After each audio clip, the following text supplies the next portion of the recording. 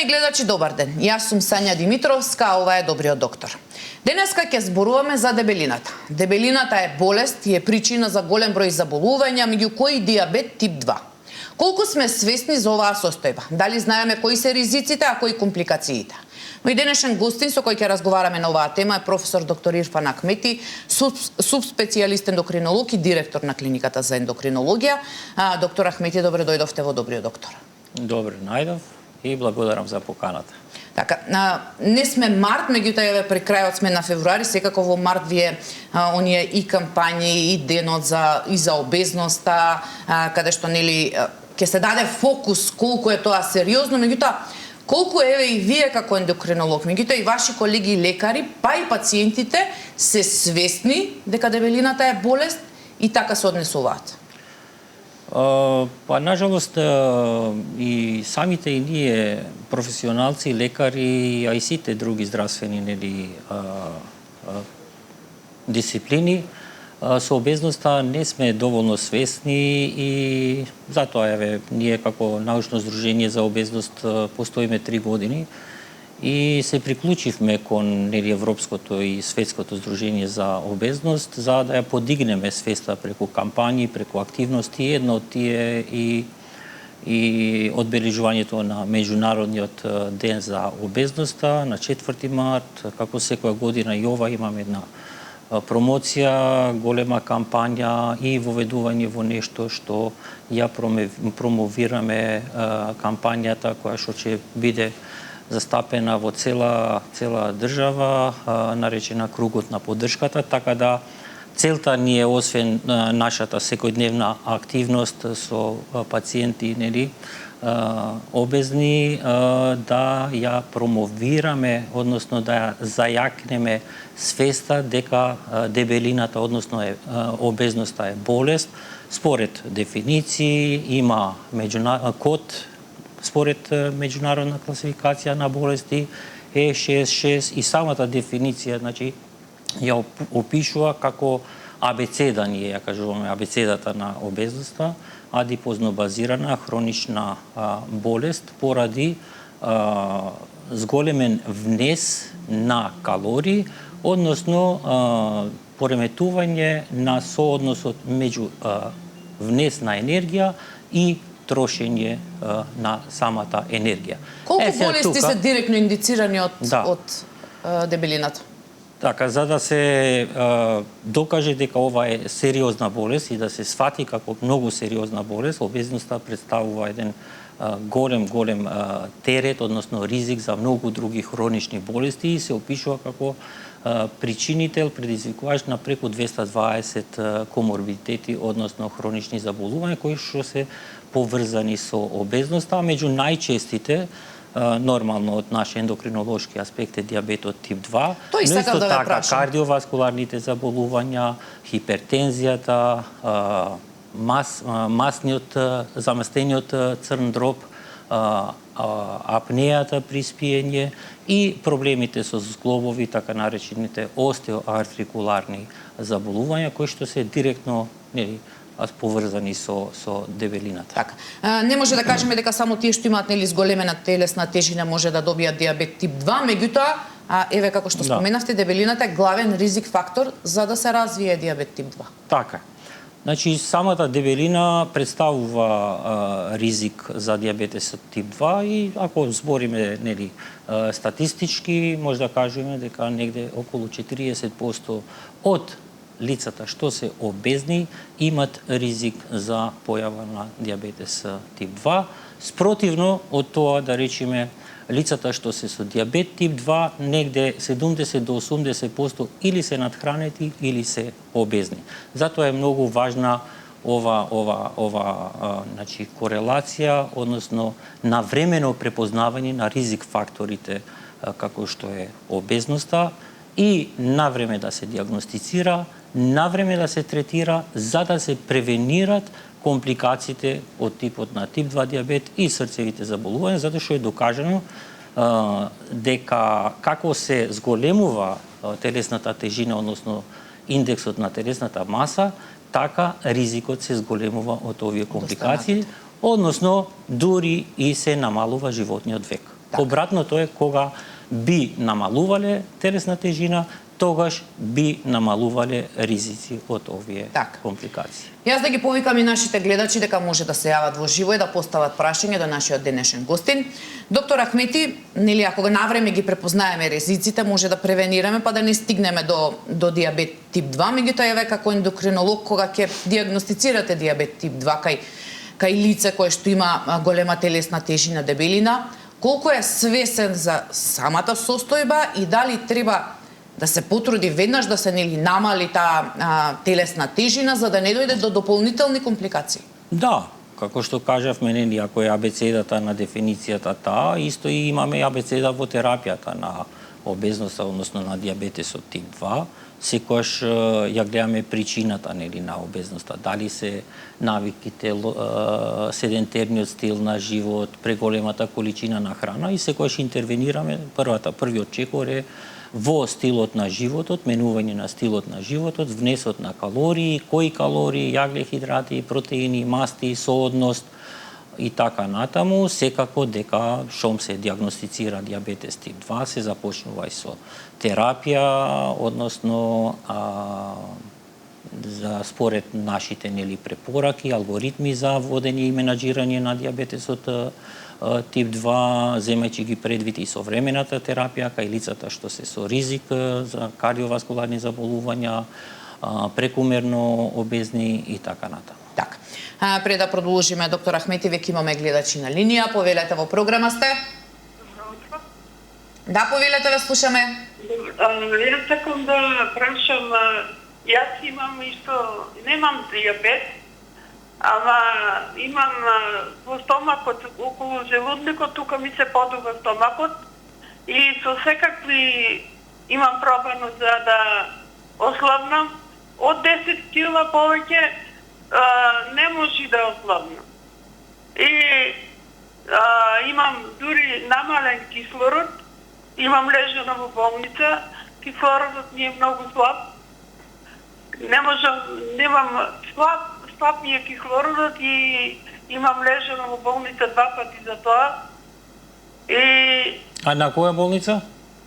Тука во Кавадарци, јас од Кавадарци стејам. Добро. Да, во Кавадарци. Колку години имате, извинете? 60. Добро, благодарам. Еве, тоа ми беше и следно прашање. Да. Зошто масното ткиво околу стомакот е ризично? Еве, како што спомена нашата гледачка. Да, значи, нели имаме масно ткиво која може да се забележи во телото, тоа е надворешно, така наречено масно ткиво, и тоа што е многу важно, тоа другото, нели, за нас, висцералната дебелина, односно дебелината што е во внатрешните органи.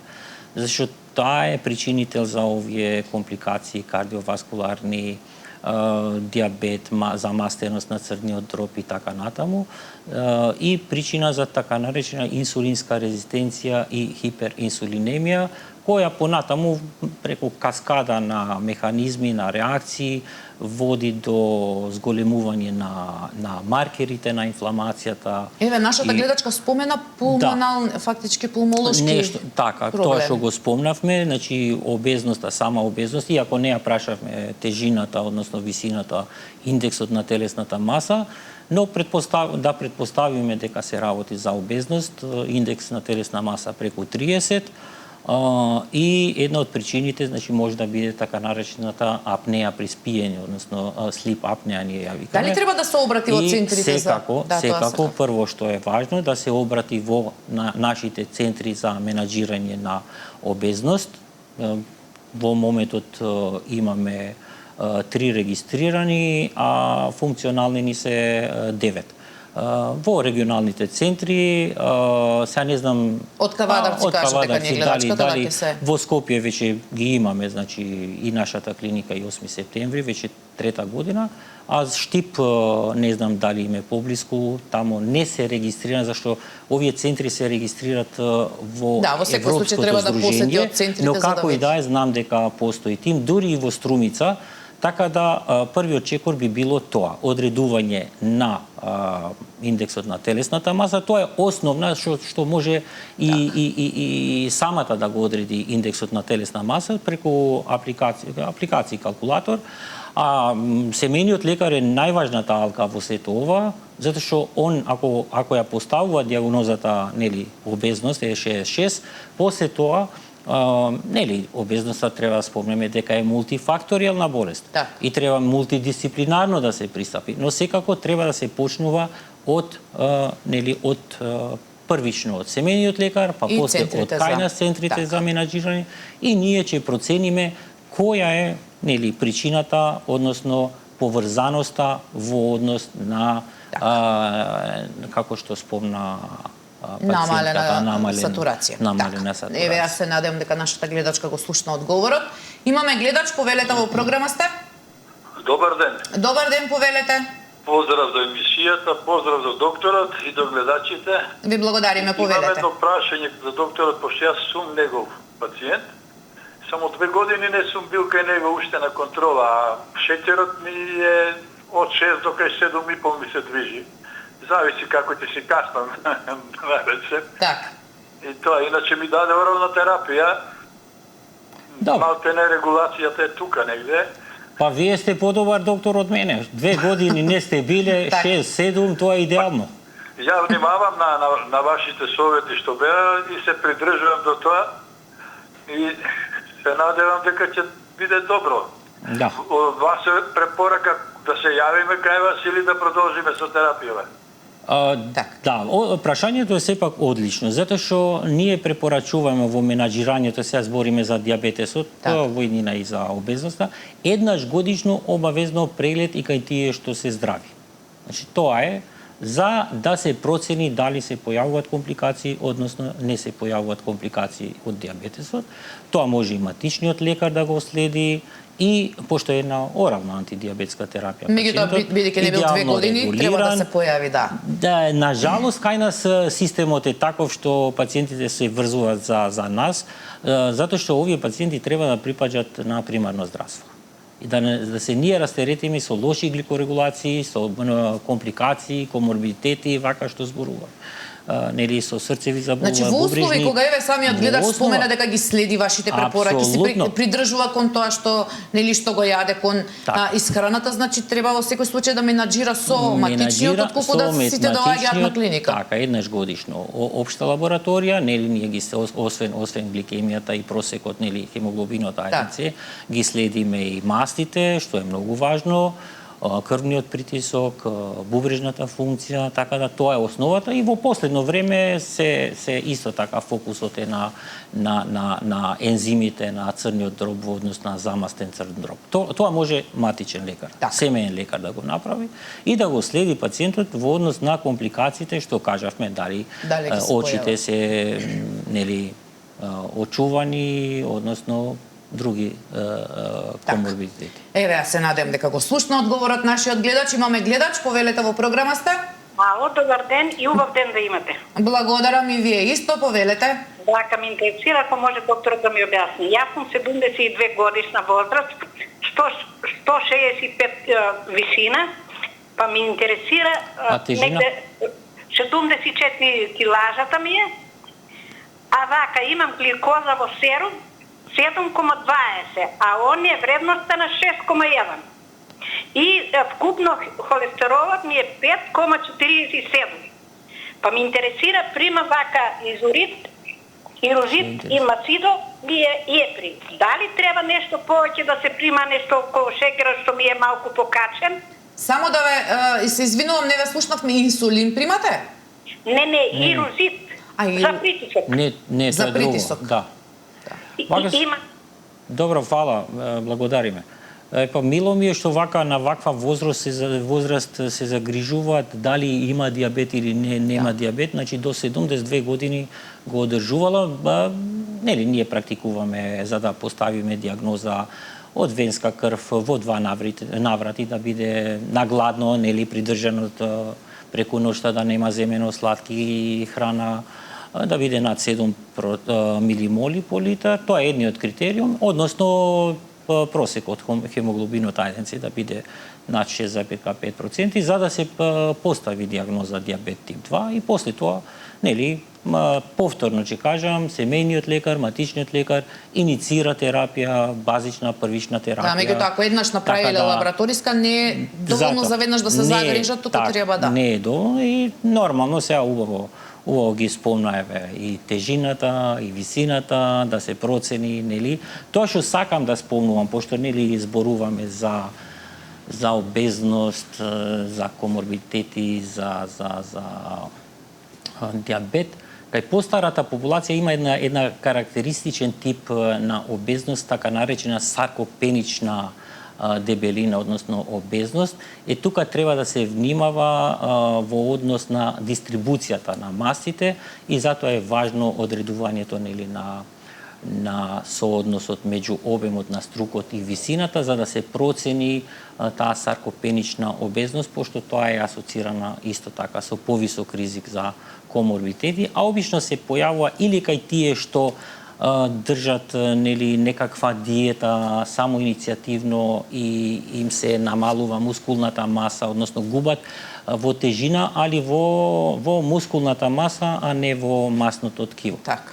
Да, тоа е сепак. Да. Пред да продолжиме со гледачите, доктор Ахмети, кога нели зборуваме за обезноста, за дебелината и диабетот, споменавме за исхраната, меѓутоа колку е важна исхраната и физичката активност за да можеме нели да ги доведеме во контрола, ако може така да се каже. Мислам тоа повторно ќе кажам и од самата дефиниција и од самиот пристап. Тоа е буквата А. Значи кога нема зголемување на телесна тежина, ако не се прекорачува со калорискиот внес, тоа е прво, значи квантитативно, вкупен внес на калории, односно колку се трошат тие калории. Второ е квалитетот на храната. Дали тоа што се консумира има многу јаглехидрати, многу преработена храна со многу високи калории кои што веднаш се абсорбираат, се наталожуваат мастите и така натаму, и тоа што е најважно што кажавме, тој сооднос, односно тој баланс, еквилибар меѓу внесот и трошењето на енергијата, секако физичката активност. Ние препорачуваме минимум 30 минути активно пешачење секој ден, односно кај помладите, затоа што мора да спомнеме дека дебелината, обезноста не загрижува зашто се јавува кај деца, адолесценти и млади поради тие менување на тие лоши навики, тој седентарен стил на живот, конзумирање на фастфуд храна, калории од непотребни од пијалоци и сето тоа. Што на жалост стоењето поред компјутери, телевизори, физичката неактивност, сето тоа доведува до овие последици што ги зборевме. Така. Пред да ги вклучам следните гледачи, споменавте во еден од одговорите, зошто е дебелината ризик за инсулинска резистенција? Затоа што кажавме значи добро е што алармот се дига поради таа естетска дебелина, надворешна дебелина. Но во суштина органската дебелина, висералната дебелина, наталожувањето на мастите предизвикува, значи, хиперинсулинемија, односно инсулинска резистенција, која понатаму, значи, е причинител на каскада други заболувања. Значи, од една страна маркерите на инфламација се покачуваат, од друга страна, значи, липотоксичните елементи и самиот инсулин, значи проатерогено дејство, и така доведува, значи, до компликации од типот на диабетосот тип 2, а меѓу другото ова исто така доведува и до нарушувањето на функцијата на бета клетката во самото влачење на инсулин, односно дејство, таа инсулинска резистенција што зборуваме не делува на ткивата, гликозата не се пренесува во клетките, па за таа да се користи како енергија, и имаме значи преработка на мастите во слободни масни киселини и кои понатаму, значи, се ризик фактор за на зголемување на триглицериди, и сето тоа кажуваме дека се работи за еден кардиоренален метаболен синдром. Така. Така, во секој случај сериозни се Да. овие компликации. Имаме гледачи, повелете во програма сте. Добар ден, поздрав до вас, водителката и до докторот. Ви благодариме, повелете. Се јавувам од Евгелија, јас сум Слободан, иначе лице со попреченост, со тешка попреченост, со ампутирана десна рака и така натаму, че изгубен вид. Иначе сум диабетичар, користам инсулинска терапија од 44 до 46 единици, така да имам проблем со десната страна на кај што е од имав претходно килажа голема, некаде околу 118 кг, сега сум 84, ама друго заболување бе под кичмата и ослабнав сега, веќе едно многу, 35 килограми ослабнав. Меѓутоа сум задоволен тоа што ослабнав, пишачев и така натаму, кога не користам храна.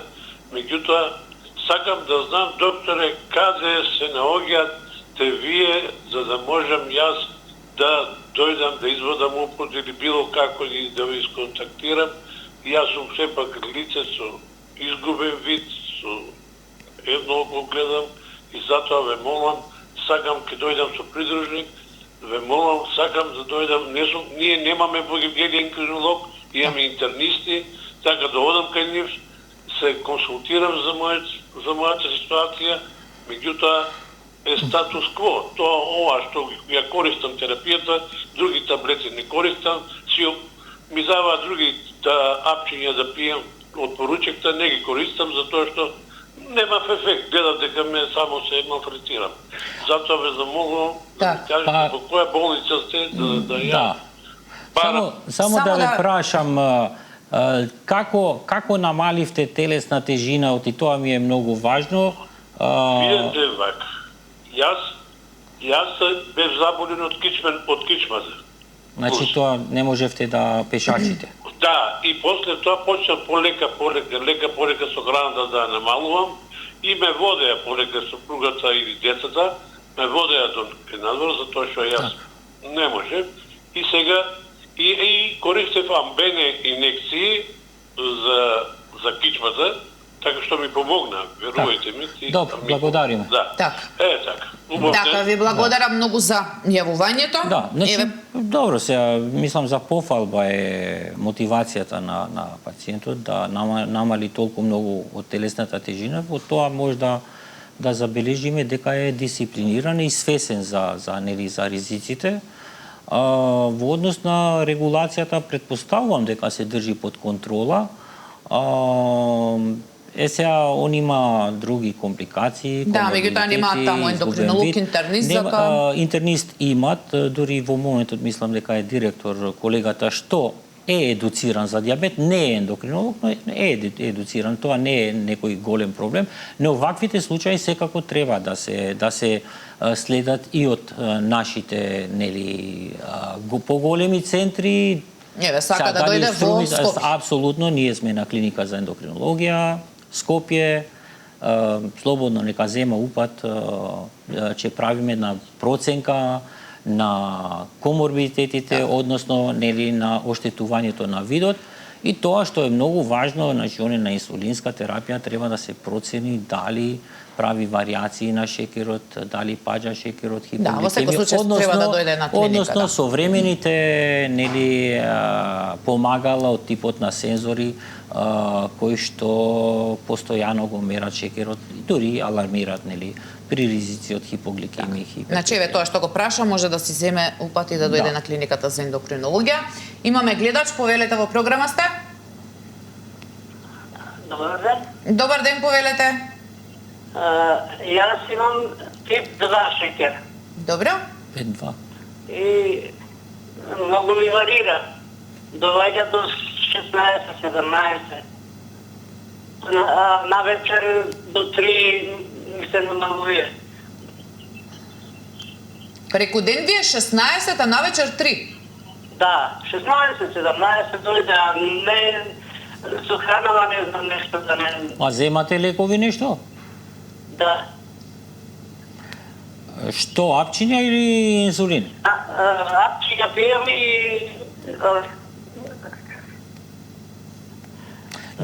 Добро, не е проблем. Во секој случај вакви нагли варијации, има претпоставам. тоа е многу важно. Во последно време се повеќе се дава важност на тие гликозни варијации, ниски, високи и регулацијата со интервенцијата во стилот на животот, најверојатно нешто често се банални причини со внесот на калориите, односно дали доволно зема во оброците јагле-хидрати, затоа што знаеме, значи антидиабетичните лекови делуваат на гликемијата, на гликозата. Ако не внесуваме јагле-хидрати, тогаш ако внесуваме месо, протеини, тогаш секако постои ризик од хипогликемија ако земаме лекарства. Сега друго е лекарот што ја води да прави корекција, односно на терапијата, тоа ми беше на терапијата. Има лекови кои што поважни се хипогликемиите во случајот од хипергликемиите, затоа што хипогликемиите представуваат ризики за други компликации, односно можни ризици дури да нагло се губи рамнотежа, па често може да се повредат пациентите и така натаму, така да една консултација добро би било за да се дадат лекови што дават помалце хипогликемија.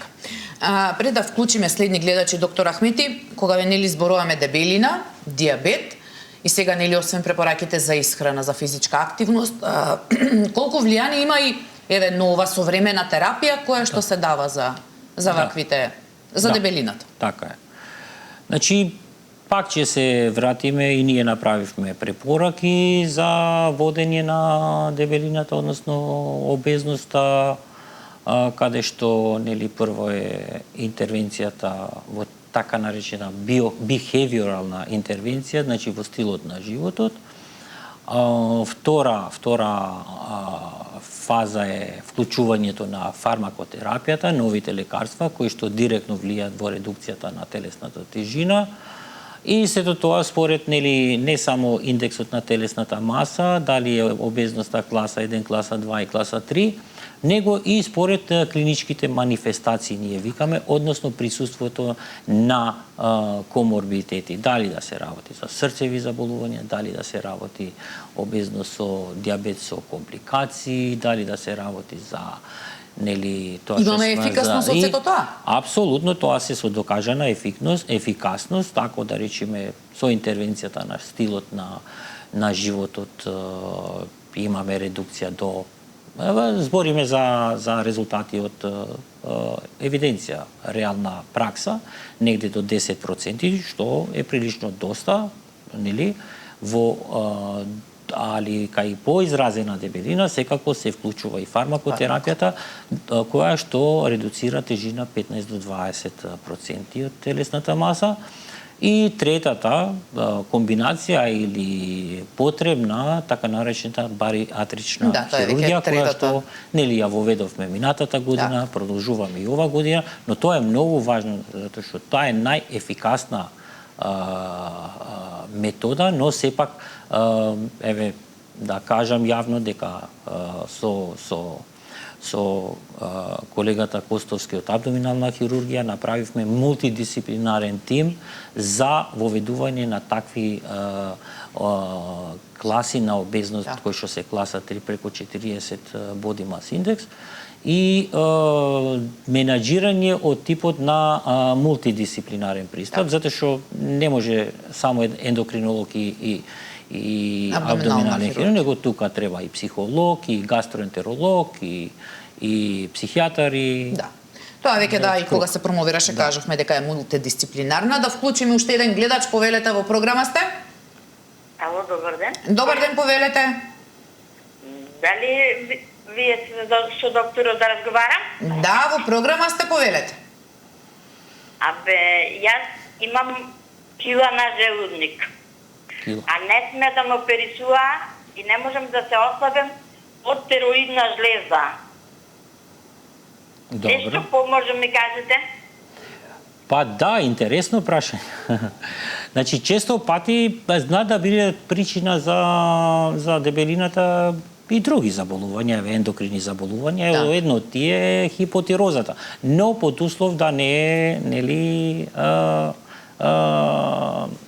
под контрола, нели, со левотироксин. Обично ја држиме под контрола. Ова Еве, не може да се направи операција на кила на... Тоа е друго. Значи, тоа хирургот проценува, односно анестезиологот проценува таа кила, не знам дали опиша таа кила, каква е, хернија, хиатална ли е, вентрална ли е, каква е таа кила. Тоа хирургот, абдоминалниот хирург треба да процени. Така.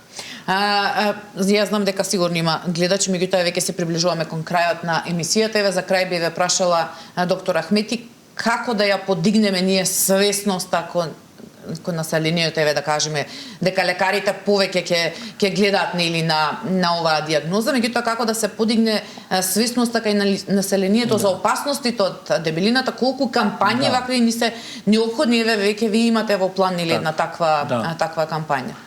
Да, па прво треба да сватиме дека дебелината не е индивидуален проблем. Него тоа е проблем на денешницата, нема земја, нема во цел свет е ова една пандемиска, нели, хронична болест која што бара мултидисциплинарен пристап, бара подигнување на свеста општо, системски пристап. И тоа мислам дека со ова кампањата кругот на поддршката ги поканивме и другите системи, Министерство за здравство, фондот, Министерствата за образование, за труд и социјална политика, да ја подигнеме свеста. Тоа сега да ја прашам образование, претпоставам дека треба да биде клучно, затоа што ако уште од мали кај учениците, кај децата не се воведе тоа колку може да биде сериозна.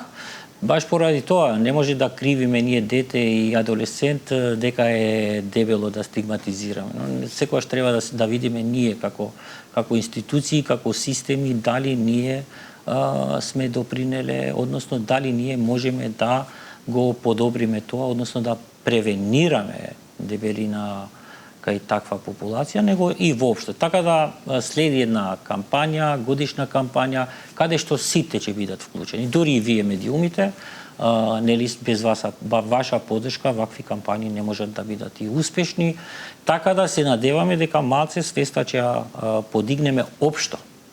Така, јас се надам дека еве следно ваше гостување ќе биде да кажеме колку позитивни ефекти имаме од тоа, дека навистина дебелината нема да ни биде најсериозен ризик фактор за многу болести, туку можеби ќе се сконцентрираме на некои други работи, а да може да се намали таа обезност, барем кај, ако не за друго, кај младата популација, бидејќи голем број на деца еве се водат со зголемена телесна тежина, што секако, барем вие како ендокринолог, претпоставам дека сигурно не ви е мило да слушате такви податоци. На жалост, бројките се фрапантни.